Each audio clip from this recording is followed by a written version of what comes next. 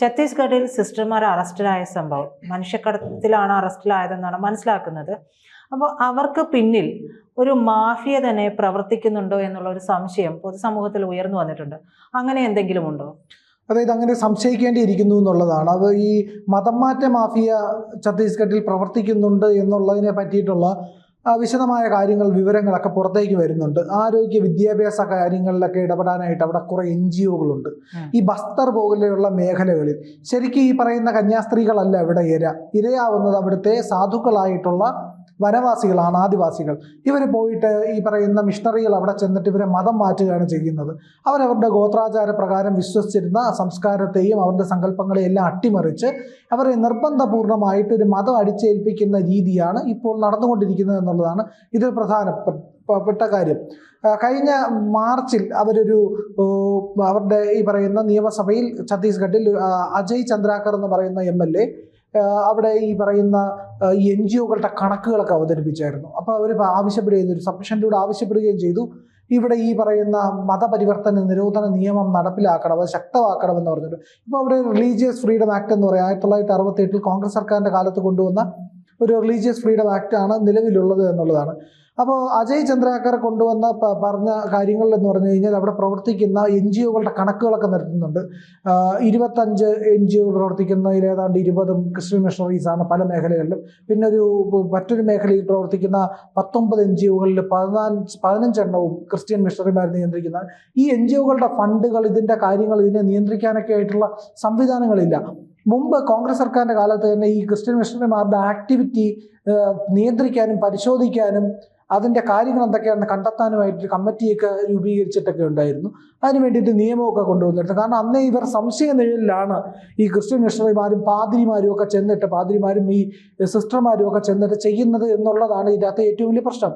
അവർ ഈ പറയുന്ന രോഗശാന്തി ശുശ്രൂഷ അതുപോലുള്ള കാര്യങ്ങളൊക്കെ നടത്തുമല്ലോ. ഇവിടെ വന്നിട്ട് ഒരാൾ വന്ന് നിൽക്കുന്നു, അയാളെ പറ്റിയിട്ട് പ്രാർത്ഥിക്കുന്നു, അയാളുടെ തലയിൽ കൈവച്ച് പ്രാർത്ഥിച്ച് കഴിയുമ്പോഴത്തേക്കും നടക്കാൻ പറ്റുന്നില്ല, 50 വർഷമായി തളർന്നു കിടക്കുന്ന ആൾ എഴിച്ച് ചാടി ഓടി അടുത്ത് ഈ പറയുന്ന ഒളിമ്പിക്സിൽ പങ്കെടുക്കാൻ പോകുന്നു, അതിൻ്റെ യോഗ്യതാ മത്സരം വിജയിക്കുന്നു എന്നൊക്കെ പറയുന്ന പോലെയുള്ള പരിപാടികളൊക്കെ ഉണ്ട്. അതൊക്കെയാണ് അവർ കണ്ണിന് ചെവിക്ക് കേൾവിയില്ല, കേൾക്കുന്നുണ്ടോ? ഇല്ല, കേൾക്കുന്നില്ല എന്ന് പറയും, മറുപടി പറയും. അപ്പോൾ 2 ചെവിയും കേൾക്കില്ല, ഇല്ല 2 ചെവിയും കേൾക്കില്ല. ഇതാണ് അവർ പറയുന്ന പരിപാടി. എന്നിട്ട് പറയാ യേശുവിന്റെ നാമം ഞങ്ങൾ ഇതാത് പറഞ്ഞു കഴിയുമ്പോൾ കേൾക്കാം, ഇപ്പൊ കേൾക്കാം. അതിലും ഭയങ്കര രസകരമായിട്ടുള്ളത് ഇവരുടെ ഒരു തുള്ളൽ പരിപാടിയാണ്. തുള്ളൽ പരിപാടിയാണ്. അനുഗ്രഹം കൊടുക്കും. അനുഗ്രഹം വന്നിട്ട് പിശാച് പോകുന്നതാണ്, പിശാച് പോകുന്ന പരിപാടി. അപ്പൊ കണ്ടു കഴിഞ്ഞാൽ മനുഷ്യന് പിന്നെ ആശുപത്രികളൊന്നും വേണ്ടല്ലോ. ഈ പറയുന്ന ആശുപത്രികളിലൊക്കെ ഈ പറയുന്ന പ്രാർത്ഥനയുടെ ഫലമായിട്ട് ആൾക്കാരെ കൊണ്ടിട്ടിട്ടുണ്ട്. അതായത് ഞാൻ തന്നെ കണ്ടിട്ടുള്ള ഒരു കാര്യമുണ്ട്.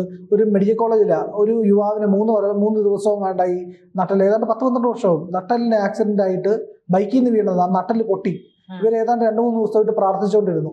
ആള് ശരീരത്തിൽ ഈ പറയുന്ന മൊത്തം പഴുപ്പൊക്കെ കയറി വ്യാപിച്ച അവസ്ഥയിലാണ് ആളിനെ ആശുപത്രി കൊണ്ടുവന്നിട്ടേക്കുന്നത്. ഡോക്ടർമാർ എടുത്ത് ചൂടാവുക, നിങ്ങൾ ഇത്രയും ദിവസം ഇങ്ങനെ ചെയ്തുകൊണ്ടിരുന്നത് എന്തിനാ, ആശുപത്രി കൊണ്ടുവരേണ്ടതല്ലേ? അപ്പോൾ ഇത്തരത്തിൽ തീരെ വിദ്യാഭ്യാസവും വിവരവും ബോധവും ഇല്ലാത്തതാണ്. അപ്പോൾ ഇവിടെ ഗോത്രാചാര പ്രകാരം അവരുടെ രീതികളിൽ ജീവിച്ചിരിക്കുന്നവർക്കിടയിലേക്ക് ഇത്തരം കാര്യങ്ങളൊക്കെയാണ് കൊണ്ടെത്തിക്കുന്നതെങ്കിൽ, ഈ അന്ധവിശ്വാസങ്ങളാണ് കൊണ്ടെത്തിക്കുന്നതെങ്കിൽ എത്രത്തോളം അപകടകരമാണ് അത് എന്നുള്ളത് മനസ്സിലാണ്. നിഷ്കളങ്കരായ മനുഷ്യരാണ്, ഗോത്രാചാര പ്രകാരം ജീവിക്കുന്നവരാണ്. അവർക്ക് ശരിക്കും പറഞ്ഞു കഴിഞ്ഞാൽ ഇങ്ങനെ ഈ ഒരു സംഘടിത മതത്തിന്റെ സ്വഭാവമൊന്നുമില്ല.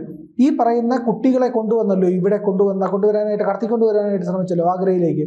അപ്പോൾ ഈ കടത്തിക്കൊണ്ടുപോകാൻ ശ്രമിക്കുന്നതിനിടയ്ക്ക് ഇവരെ പറ്റിയിട്ട് ഇവരുടെ അടുത്ത് ചോദിക്കുന്നുണ്ട്. മലയാളം മീഡിയയിലൊക്കെ ഉള്ള ആൾക്കാർ ചോദിക്കുമ്പോൾ അവർ പറയുന്നുണ്ട്, 5 വർഷത്തിന് മുമ്പ് വരെ ഞാൻ ഗുണദേവനെ ആരാധിച്ചിരുന്ന ആളാണ്, മറ്റു ദൈവഗണങ്ങളൊക്കെയാണ് ആരാധിച്ചിരുന്നത്, ഇപ്പോൾ ഞാൻ 5 വർഷമായിട്ട് യേശുവിനെയാണ് ആരാധിക്കുന്നത്. അപ്പോൾ മനസ്സിലായല്ലോ മതപരിവർത്തനം നടന്നുവെന്ന്. ആ കുട്ടി പറയുന്ന വൈറ്റാണ്, ഞാൻ ദൈവത്തിനെ മറ്റു ദേവതകളെയാണ് ആരാധിച്ചുകൊണ്ടിരുന്നത്, ഇപ്പൊ യേശുവിനെയാണ് ആരാധിക്കുന്നത് എന്ന് പറഞ്ഞു കഴിഞ്ഞാൽ ഇവർ കൃത്യമായി മതപരിവർത്തനം നടത്തിക്കൊണ്ടിരിക്കുന്നു. ഇവരുടെ സാധുക്കളായ മനുഷ്യരെ കൺവെർട്ട് ചെയ്തുകൊണ്ടിരിക്കുന്നു. അവരുടെ ഗോത്രാചാരങ്ങൾ നഷ്ടമാകുന്നു, അവരുടെ കലകൾ നഷ്ടമാകുന്നു, അവരുടെ ജീവിതത്തിൽ പാരമ്പര്യ വൈദ്യമൊക്കെ ഉണ്ട്. അപ്പോൾ അവരുടെ ഈ പറയുന്ന കായിക ക്ഷമത പോലും നശിക്കാം, അവരുടെ വിദ്യാഭ്യാസ രീതികൾ അതെല്ലാം നശിക്കാം. ഇവരെ അങ്ങനെ വലിയ രീതിയിൽ ചൂഷണം ചെയ്യാൻ ഈ വനമേഖലകളിലൊന്നും ശരിക്കും പറഞ്ഞാൽ ഈ മിഷണറിമാരെ കടന്നു ചെല്ലാൻ പാടില്ല. അവിടെയൊക്കെ ഇവർ കടന്നു ചെന്നിട്ടാണ് ഇത്തരത്തിലുള്ള പ്രവർത്തനങ്ങൾ ചെയ്യുന്നത്. 2020 മതപരിവർത്തനവുമായിട്ട് ബന്ധപ്പെട്ട ഒരു കേസ് രജിസ്റ്റർ ചെയ്തിട്ടുണ്ട്. 2021 മതമാറ്റ കേസുകളുടെ എണ്ണം 7 ആയി. 2022 അത് ഛത്തീസ്ഗഡിലെ കണക്കാണ്, 3 കേസായി. 2024 അത് 9 കേസ് അങ്ങാണ്ടായി. 2025 ഇതുവരെയായിട്ട് 4 കേസുകൾ രജിസ്റ്റർ ചെയ്യുന്നുണ്ട്. നിർബന്ധിത അതെ, ശരിക്കും ഇരട്ടിയല്ല, ആയിരക്കണക്കിന് ആൾക്കാരെ ഇവർ മതം മാറ്റിക്കൊണ്ടിരിക്കുകയാണ് എന്നുള്ളതാണ്. ലീഗൽ റെക്കോർഡുകളിൽ പലപ്പോഴും മാറ്റപ്പെടുന്നില്ല, ഈ പറയുന്ന സർട്ടിഫിക്കറ്റുകളൊന്നും മാറ്റില്ല. പക്ഷേ ഇവരെ ക്രിസ്ത്യാനികളാക്കി മാറ്റി ഇവരുടെ വിശ്വാസം, ഇവരുടെ ഐഡന്റിറ്റിയിൽ ഒരു വ്യക്തിത്വം ഉണ്ടല്ലോ, ആ വ്യക്തിത്വം എല്ലാം നശിപ്പിക്കപ്പെടും. എന്നിട്ട് ഇവരെ മറ്റൊരു മതത്തിൻ്റെ ഏണിയിൽ പിടിച്ച് കെട്ടുകയാണ് ചെയ്യുന്നത്. അങ്ങനെ ഈ പറയുന്ന രേഖകളൊന്നുമില്ല. പ്രത്യേകിച്ച് ഈ വനവാസി മേഖലകളിലുള്ള ആൾക്കാർക്കൊന്നും രേഖകളില്ല. ഇപ്പം ബസ്തറിൽ അവിടെ രാജ്യത്തിൻ്റെ ഭരണം പോലും ഇല്ല, മാവോയിസ്റ്റുകളാണ് ഭരിക്കുന്നത്. അങ്ങനെയുള്ള മേഖലകളിലൊക്കെ പോയിട്ടാണ് ഇവർ ഈ പറയുന്ന മാവോയിസ്റ്റുകൾക്ക് പൈസ കൊടുത്തിട്ട് ചെന്ന് ഇവരെ മതം മാറ്റുകയും ചെയ്യുന്നത്. അപ്പോൾ മതം മാറ്റുമ്പോൾ എന്താ ചെയ്യുന്നത്? മതം മാറ്റുമ്പോഴത്തേക്കെന്ന് പറഞ്ഞാൽ അവരുടെ രേഖയിൽ ആധാർ കാർഡുള്ളവരാണോ വനവാസികൾ? വനവാസികളുടെ ഈ ബസ്തറിലും ഈ പറയുന്ന ദണ്ഡകാരണ്യയിലും ഒക്കെ ജീവിക്കുന്ന ആദിവാസികൾക്ക് ആധാർ കാർഡൊന്നും ഇല്ല. എല്ലാവർക്കും ഒന്നും വളരെ ചുരുക്കം ആൾക്കാർക്ക് ആധാർ കാർഡും ബാങ്ക് അക്കൗണ്ടുകളും ഒക്കെ ഉള്ളൂ. ഒരു വനത്തിൻ്റെ ഉള്ളിലാണ് ജീവിക്കുന്നത്. 3-4 ദിവസം യാത്ര ചെയ്താലാണ് വനമേഖലയ്ക്കുള്ളിൽ എത്താൻ കഴിയുന്നത് പോലും. അപ്പോൾ അവിടേക്കൊക്കെ ഇവർ ചെന്നിട്ട് ഈ പാവപ്പെട്ട സാധുക്കളായ മനുഷ്യരെ മതം മാറ്റുകയാണ് ചെയ്യുന്നത്. വേറെ ഒന്നുമില്ല. അവർക്ക് അവരുടെ നിസ്സഹായതയെ, അവരുടെ സാഹചര്യങ്ങളെ, അവരുടെ ദാരിദ്ര്യത്തെ, അവരുടെ കഷ്ടപ്പാടുകളെ, അറിവില്ലായ്മയൊക്കെ ചൂഷണം ചെയ്ത് മതം മാറ്റിയെടുക്കുക എന്ന് പറയുന്ന പരിപാടി ഇന്ത്യയിൽ നടന്നുകൊണ്ടിരിക്കുന്നു. നോർത്ത് ഈസ്റ്റ് അതിന്റെ ഏറ്റവും വലിയ വ്യക്തമായിട്ടുള്ള ഉദാഹരണമല്ലേ നോർത്ത് ഈസ്റ്റ്? സംശയമാണ്. അതായത് ഇപ്പൊ ഒരുവിധം അതിന്റെ ഉള്ളിലേക്ക് ചെല്ലുമ്പോൾ അവർക്ക് ഈ പറയുന്ന പഠിത്തമില്ല, ഒന്നുമില്ല, സാധാരണക്കാരാണ്. അപ്പൊ അത്തരത്തിലുള്ള ആളുകളെ അതിന്റെ ഉള്ളിൽ ചെന്ന് മതം മാറ്റിയിട്ട് കൊണ്ടുവരുന്നതിൽ ഇവർക്ക് എന്താണ് ഫണ്ട്? അതല്ലേ NGO-കളൊക്കെ പ്രവർത്തിക്കുന്ന ഫണ്ടാണ്. അമേരിക്ക പോലുള്ള ഈ ഡീപ് സ്റ്റേറ്റ്, ഈ പറയുന്ന ഒരു ലോകത്തിലെ ഏറ്റവും നാറിയായിട്ടുള്ള ഒരു ആളുണ്ട്. അയാളുടെ പേരാണ് ഈ പറയുന്ന ഡീപ് സ്റ്റേറ്റിന്റെ ഏറ്റവും തലവനായിട്ടിരിക്കുന്ന ജോർജ് സോറോസ് എന്ന് പറയും. ഏറ്റവും നീചനായിട്ടുള്ള, ഏത് രാജ്യത്തും അക്രമം ഉണ്ടാക്കാൻ കഴിയുന്ന ക്രിമി ജന്മം എന്ന് നമുക്ക് വിശേഷിപ്പിക്കാൻ കഴിയുന്ന ഈ പിണറായി വിജയൻ ഉപയോഗിച്ചൊരു വാക്കുണ്ട്, പരനാറിയെന്ന്. അത് ഇവനെ ഉപയോഗിക്കാൻ പറ്റും. അത്രയും നാറിയായിട്ടുള്ള ഒരുത്തനാണ്. അവൻ്റെയൊക്കെ മെയിൻ പരിപാടി എന്ന് പറഞ്ഞാൽ ഇത്തരത്തിൽ ഫണ്ട് ചെയ്യുക എന്നുള്ളത്. പ്രത്യേകിച്ച് രാജ്യത്തിനകത്തെ വിഘടനവാദത്തിന്, ഏതൊരു രാജ്യത്തിനകത്തും കടന്നു ചെന്ന് വിഘടനവാദത്തിന്റെ ബംഗ്ലാദേശിലെ പ്രശ്നം ഉണ്ടാക്കിയത് അത്ര ഇവനാണ്.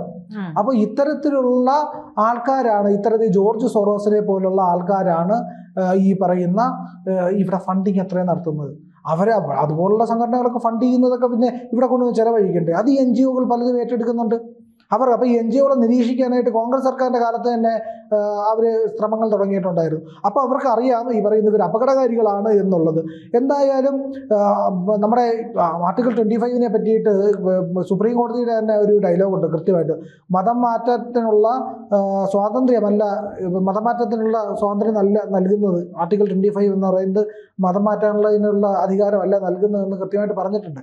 അപ്പോൾ ഇവിടെ എന്താണ് എന്നുള്ളത്, നമ്മുടെ രാജ്യത്തിൻ്റെ സംസ്കാരം, നമ്മുടെ വിശ്വാസധാരകൾ, നമ്മളുടെ കല, നമ്മളുടെ വിജ്ഞാനം, നമ്മളുടെ പാരമ്പര്യം, ഐഡന്റിറ്റി, ഇതിനെല്ലാം അട്ടിമറിക്കുകയാണ് ഒറ്റ ദിവസം കൊണ്ട്, ഇല്ലെങ്കിൽ ഒരൊറ്റ പ്രവർത്തനം കൊണ്ട്. അപ്പോൾ ഇവർ ചെയ്തുകൊണ്ടിരിക്കുന്നത് ഈ ഭാരതത്തിൻ്റെ കൺസെപ്റ്റുകളെ തന്നെ പൂർണ്ണമായിട്ടും ഇല്ലായ്മ ചെയ്യുക എന്ന് പറയുന്ന രീതിയിലേക്കൊക്കെയാണ് പോകുന്നത്. അതൊന്ന് ആലോചിച്ച് നോക്കൂ. ഗോത്ര വിഭാഗങ്ങളെ ഇത്തരത്തിൽ കൺവെർഷനിലേക്ക് കൊണ്ടുവരിക എന്ന് പറഞ്ഞാൽ ഈ പറയുന്ന നോർത്ത് ഈസ്റ്റിൽ മൊത്തം സംഭവിച്ചു കഴിഞ്ഞു. അത് ഒന്ന് ആലോചിച്ച് നോക്കണം. നോർത്ത് ഈസ്റ്റ് മേഖലയിൽ മൊത്തം, വടക്കുകിഴക്കൻ സംസ്ഥാനങ്ങളിലാകെ അവരുടെ ഈ പറയുന്ന പാരമ്പര്യമായിട്ട് അത് നാഗാലാൻഡിൻ്റെ ഔദ്യോഗിക ഭാഷ ഇംഗ്ലീഷ് കൂടെ.